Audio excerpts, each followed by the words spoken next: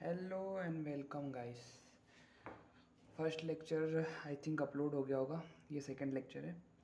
तो आज हम थोड़ा इन डेप्थ में देखेंगे इनकम टैक्स के बारे में। तो मैंने आपको कुछ बेसिक बेसिक बातें बताई थी इनकम टैक्स के बारे में, है ना। तो आज हम उन्हीं बातों को आगे बढ़ाते हैं और देखते हैं कि इस बिग लॉ में, इस इंटरेस्टिंग लॉ में आगे क्या क्या होता है। ठीक है, तो सबसे पहले हम डायरेक्ट टैक्स यानी इनकम टैक्स, हमारे प्यारे इनकम टैक्स के अंदर आ चुके थे। मैं एक मिनट कैमरा सेट कर लेता हूँ।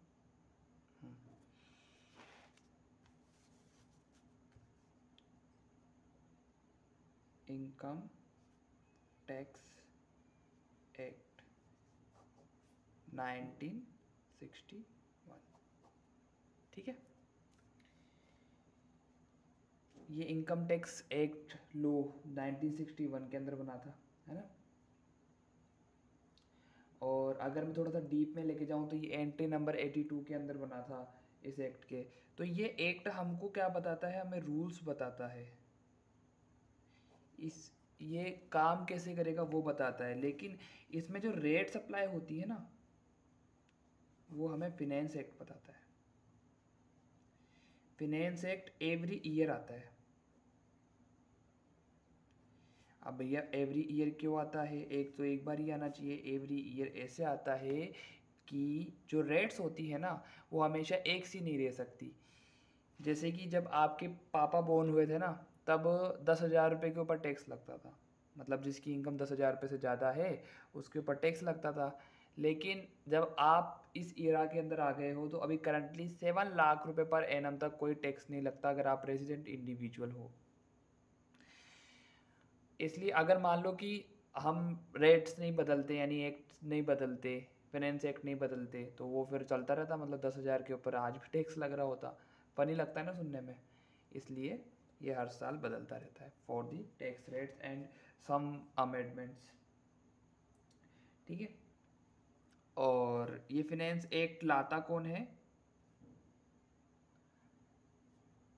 वित्त मंत्री, जिसे हम बोलते हैं फाइनेंस मिनिस्टर। अभी करंटली हमारे फाइनेंस मिनिस्टर है श्रीमती निर्मला सीतारमन जी, ठीक है। और फाइनेंस एक्ट अभी चल रहा है 2022, ठीक है। आप इस वीडियो को कभी भी देख रहे हो, ये बेसिक्स की है, तो इसमें कोई भी नया पुराना नहीं होता है, ठीक है। ठीक है, चलो हम अब आगे बढ़ते हैं।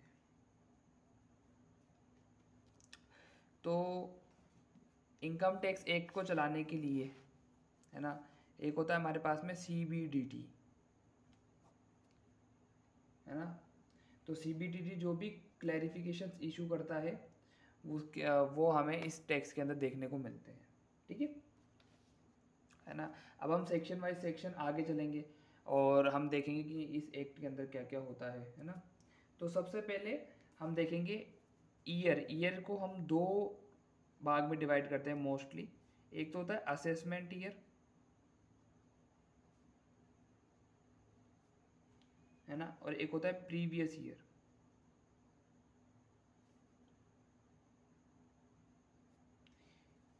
अगर हम सेक्शन के लिए जानना चाहें तो ये सेक्शन 2 सब सेक्शन 9 के अंदर कवर होता है और ये सेक्शन 3 के अंदर कवर होता है, ठीक है। असेसमेंट ईयर वो ईयर होता है जिस ईयर में हमारी इनकम असेस होती है।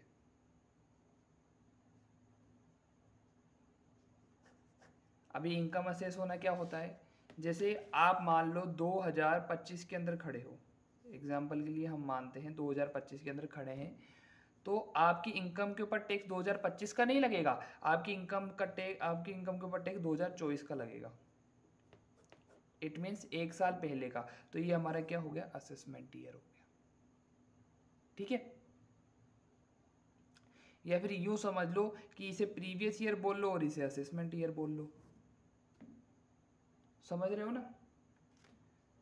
तो एक मिनट, हाँ जी। तो जैसा कि हमने अभी ईयर्स के बारे में देखा, है ना। तो ईयर तो हमने देख लिया। अब ये टैक्स किसके ऊपर लगेगा, हमने एक बार पहले, इससे पहले वाले लेक्चर में थोड़ा सा हमने बेसिक देखा था, लेकिन अभी मैं आपको बताता हूँ। टैक्स किसके ऊपर लगता है? टैक्स लगता है आपका पर्सन के ऊपर। पर्सन मीन्स आदमी तो होता है, इंसान तो होता है, लेकिन इसमें क्या क्या कवर होता है हम लॉ के हिसाब से देखते हैं, इनकम टैक्स एक्ट के हिसाब से देखते हैं। पर्सन इंक्लूड्स, ठीक है, individual,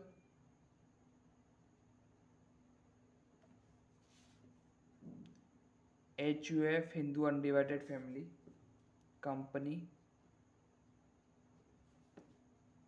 firm, including LLP, limited liability partnership. ये मैं आपको आगे जाके और भी थोड़ा गहराई से इसे बताऊंगा। AOP BOI, association of person और body of individual, local authority,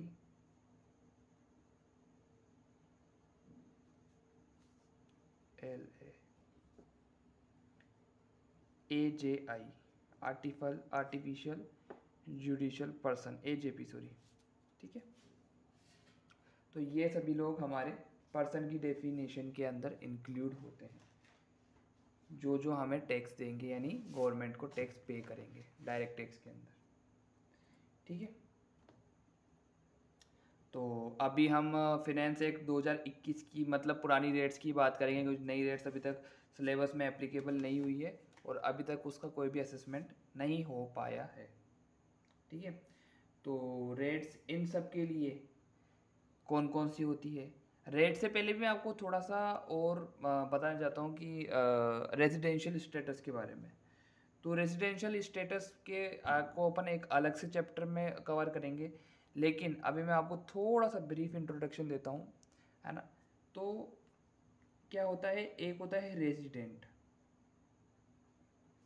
एक भैया नॉन रेजिडेंट, और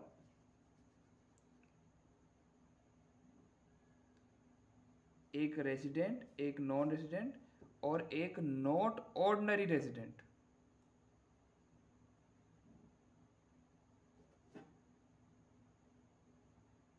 ठीक है।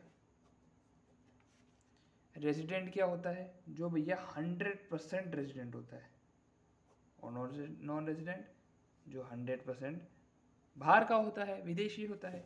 और नॉट ऑर्डिनरी रेजिडेंट मतलब वो है तो बाहर का और उसकी इनकम इंडिया के अंदर हो रही है, या फिर वो इंडिया का है और वो इनकम बाहर से कमा रहा है ना, तो उसको हम नॉट ऑर्डिनरी रेजिडेंट के अंदर रखेंगे, है ना। यानी इंडिया से जहाँ जहाँ भी कनेक्शन बन रहा है वो सभी लोग टैक्स देंगे, ठीक है। अब आ जाओ, ये थोड़ा सा हमने देख लिया, अब हम टैक्स रेट के बारे में चर्चा करते हैं। टैक्स रेट्स क्या होती है, किस प्रकार से टैक्स लगता है, टैक्स रेट्स, ठीक है। ये टैक्स रेट्स जो मैं बता रहा हूँ आपको, ये है इंडिविजुअल के लिए, HUF के लिए, AOP के लिए, BOI के लिए और AJP के लिए, for resident and non resident, ठीक है। ठीक है भैया, तो टोटल इनकम जो होती है ना, अगर आपकी एज 60 ईयर्स से कम है और आप इन सब के अंदर, इनमें से किसी के अंदर भी फॉल कर रहे हो, तो टोटल इनकम में जो 2,50,000 रुपये की जो इनकम होती है ना, वो आपकी क्या होती है, एग्जेम्प्ट होती है। सरकार बोलती है जाओ कमाओ, यहाँ तक आपसे कोई टैक्स नहीं लेंगे, ठीक है। अगर आपकी एज 60 साल से 80 साल के बीच है, 60 ईयर से 80 ईयर्स के बीच है, तो सरकार बोलती है भाई साहब एक काम करो, आप 3 लाख तक की छूट लो, आपको 3 लाख तक एग्जेम्प्ट है, हम आपसे कोई टैक्स नहीं लेंगे। और आपकी एज 18 एंड अबव हो जाती है, भैया बुजुर्ग हो गए, बहुत बुजुर्ग हो गए, तो आप 5 लाख रुपए तक का बेसिक एग्जाम्शन का फ़ायदा उठा सकते हो। इस लिमिट को हम बेसिक एग्जाम्शन बोल के चलेंगे, ठीक है।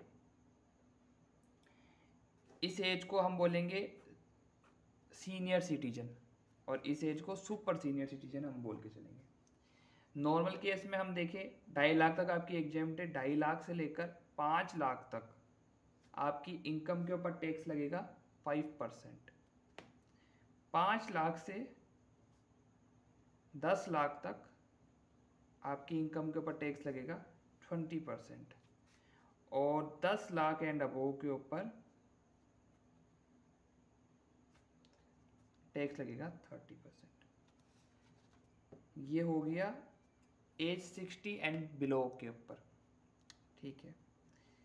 फिर जैसे इसमें सेम है 3 लाख से यहाँ 5 लाख कर दो, 5L लिखा है मैंने, ठीक है, वही 5%, और देन ये सेम है इन दोनों में। और यहाँ पे 5 लाख तक नो टैक्स है ना, और बाकी ये सेम रहेगा, ठीक है।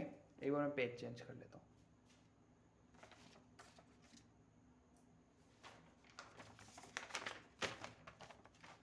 ठीक है,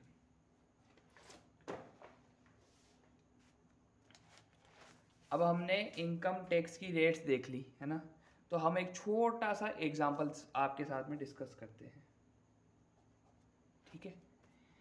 जैसे कि राम है, राम की इनकम कितनी है? राम की इनकम है 12 लाख रुपए, और राम की एज है 45 ईयर। अब टैक्स कैलकुलेट करेंगे हम इसके ऊपर, ठीक है। तो टैक्स कैलकुलेट कैसे होता है? टैक्स कैलकुलेट ऐसे होता है कि जो 12 लाख है इसमें से आप 2,50,000 रुपये जो बेसिक एग्जेम्पशन की लिमिट है उसको तो हटा दो, उसको तो बिल्कुल साइड में रख दो, ठीक है। तो जो 12 लाख है इसमें से 2,50,000 को हम हटा देते हैं, तो ये कितने बचेंगे? 9,50,000 रुपये, ठीक है। हम स्लैब रेट के हिसाब से देखते हैं पूरा का पूरा। तो फर्स्ट 2.5 लाख 0, सेकेंड जो होता है 2.5 से लेकर 5 लाख तक कितना @20%, मतलब 2.5 लाख रुपए के ऊपर 2.5 लाख रुपए के ऊपर 5%, सॉरी मैं ध्यान से निकल गई थी, ठीक है। 2,50,000 इंटू 5%, कितना हो गया? 12,500, ठीक है। 5 लाख से 10 लाख तक, 5 लाख से 10 लाख तक कितने परसेंट पे? 20% पे,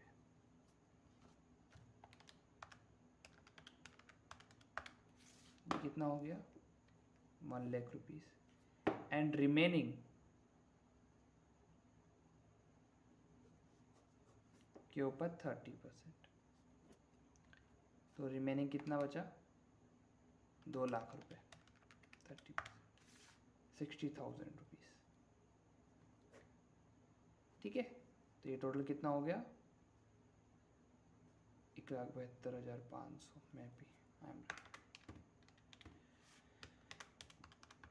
ठीक है। तो ये हमारा टोटल टैक्स आ गया, ठीक है। अगर राम की एज हम यहाँ पे 60 ईयर लेते तो क्या होता? ये प्रोसीजर सेम नहीं रहता, ये 3 लाख तक हो जाता, ठीक है। अगर हम यहाँ पे ले तो 3 लाख तक ही हो जाता। 3 लाख से लेकर 5 लाख तक आपका कितना 5% लगता है, यानी 2 लाख के ऊपर 5%, ये कितना हो गया? 10,000। बाकी रिमेनिंग प्रोसेस सेम रहता, तो यहाँ टैक्स में कितना बदलाव आता? ये हो जाता 1,70,000, तो ये कितना होता? सिर्फ 2,500 रुपये का फर्क आता। और अगर 80 ईयर्स के लिए होता तो ये रो तो गायब ही थी, क्योंकि 5 लाख रुपए तक तो एग्जेम्प्ट है, जैसा कि हमने इसमें देखा था। 5 लाख तक तो बेसिक एग्जेम्पशन की लिमिट मिली हुई है, ठीक है। चलो ठीक है जी, तो ये हमने देख लिया है ना। अब नेक्स्ट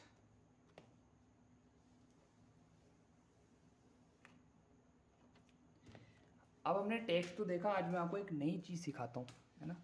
एक ये होता है सरचार्ज। अब ये क्या चीज़ है? सरचार्ज क्या होता है सर? सरचार्ज होता है tax on tax. Tax on tax ये क्या होता है? टैक्स ऑन टैक्स क्या होता है?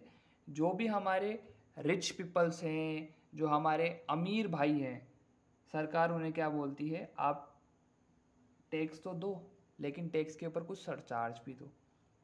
अच्छा भैया चलो ठीक है, सरचार्ज भी दे देंगे। तो छोटे मोटे लोगों से नहीं लेती है, आपकी इनकम 10 लाख, 12 लाख, 20 लाख, 25 लाख, 40 लाख, 45 लाख, यहाँ तक है, आपको कोई सरचार्ज देने की ज़रूरत नहीं है। आपको सरचार्ज कब देना है, उसकी लिमिट हम यहाँ पे डिस्कस करेंगे। ठीक है, आपको टोटल इनकम देखनी है इसके अंदर सरचार्ज के लिए, लेकिन टैक्स जो लगेगा वो, यानी सरचार्ज जो लगेगा वो टैक्स के ऊपर लगेगा। आपको कैलकुलेट के लिए इनकम देखनी है, मेरे वर्ड्स को मार्क करना कि आपको सरचार्ज लगाने के लिए इनकम देखनी है, लेकिन जो टैक्स लगेगा यानी सरचार्ज लगेगा वो टैक्स के ऊपर लगेगा। ठीक है, हम अब क्वेश्चन से देख लेंगे, घबराने की बात नहीं है।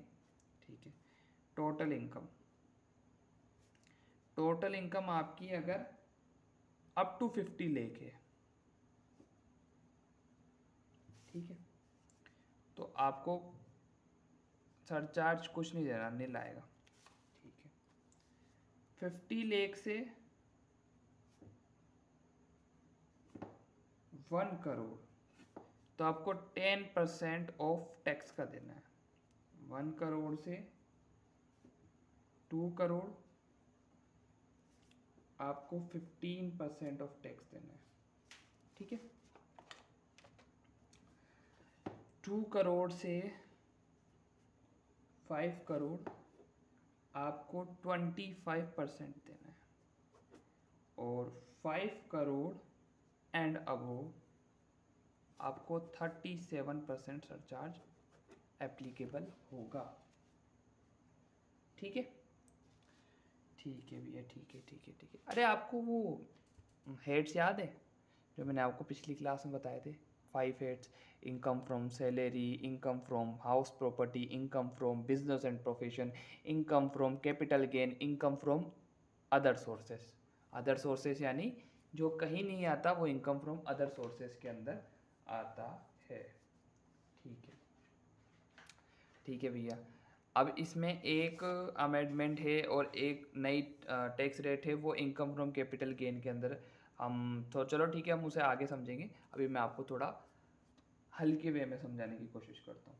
ठीक है, तो ये जो हम टैक्स रेट्स वगैरह देख रहे थे वो हम किसके लिए देख रहे थे? इंडिविजुअल के लिए, एजेपी के लिए, एओपी के लिए, बीओआई के लिए, एचयूएफ के लिए, इन सब के लिए देख रहे थे। अब मैं आपको टैक्स रेट बताऊंगा कंपनी के लिए, कंपनी के लिए, और उसके बाद में पार्टनरशिप फर्म और एलएलपी के लिए। ठीक है, अब कंपनी, कंपनी को भी हमने दो में डिवाइड कर रखा है। पहला तो होता है हमारा डोमेस्टिक कंपनी। डोमेस्टिक कंपनी मतलब भारतीय कंपनी, इंडियन कंपनी, और दूसरी हमारी होती है foreign company. Foreign company means बाहर की कंपनी, विदेशी कंपनी। ठीक है भैया, अब आपके ऊपर टैक्स कैसे लगेगा? अब हम पहले डोमेस्टिक कंपनी की बात कर लेते हैं। अगर आपका total turnover up to 400 crore है ना, ग्रोस रिसिप्ट बोल लो आप इसको, टोटल टर्नओवर या ग्रोस रिसिप्ट। ठीक है, 2019-20 का, तो भैया 2019-20 क्यों ले रहे हो? यहाँ पे तो पिछले ईयर का लो ना आप। भैया सरकार ने कुछ गाइडलाइंस निकाली है, इससे पहले का जो ईयर था ना वो हमारा लॉकडाउन के अंदर आया था, मतलब लॉकडाउन लगा हुआ था। तो लॉकडाउन लगा हुआ था तो उसकी वजह से जो हमारी सेल्स वगैरह हो रही थी वो बहुत कम हो रही थी। तो ये नॉन लॉकडाउन पीरियड का जो सेल्स और हम ग्रॉस रिसिप्ट या टर्नओवर देखेंगे वो नॉन लॉकडाउन पीरियड का ही देखेंगे। तो 2019-20 तक का अगर आपका 400 करोड़ रुपए तक है आपका टर्नओवर अप टू, तो आपकी टैक्स रेट लगेगी 25%। यहाँ कोई बेसिक एग्जेम्पशन की लिमिट नहीं दी जाती कंपनी के केस में। ठीक है, और अदरवाइज मीन्स अबोव 400 करोड़ तो आपकी टैक्स रेट लगेगी 30%। ठीक है, ठीक है ठीक है ठीक है। और मैंने आपको जैसे कि बताया कि एवरी इंडियन कंपनी क्या होती है? डोमेस्टिक कंपनी होती है। Every Indian company is a domestic company. ठीक है, आ जाओ। और फॉरेन कंपनी के केस में हमारा जो टैक्स रहेगा वो 40% रहेगा। यहाँ पे कोई लिमिट नहीं है, डायरेक्ट ही 40% हमें दिया गया। ठीक है, अब इनके ऊपर भी सरचार्ज लागू होता है, अप्लाई होता है, तो वो हम देख लेते हैं। ठीक है, डोमेस्टिक कंपनी और फॉरेन कंपनी। ठीक है,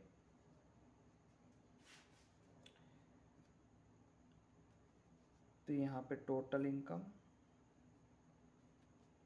1 करोड़ टू 10 करोड़। अगर आपकी इनकम 1 करोड़ से 10 करोड़ के बीच है तो आपकी सरचार्ज रहेगा 7%, और फॉरेन कंपनी के केस में रहेगा 2%। मैं आपको बताऊंगा ये फॉरेन कंपनी के केस में कम क्यों है। ठीक है, और अगर 10 करोड़ से अबोव है